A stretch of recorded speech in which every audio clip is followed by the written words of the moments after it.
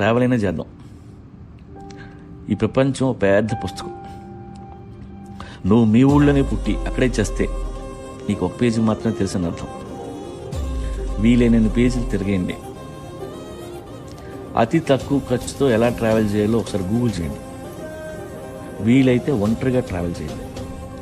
అడవిలో తిరగండి, ఐలాండ్లో కూర్చోండి, లేదా చిన్న క్యాంప్ ఫైర్ పెట్టుకొని కొండ మీద టెంట్లో పడుకోండి.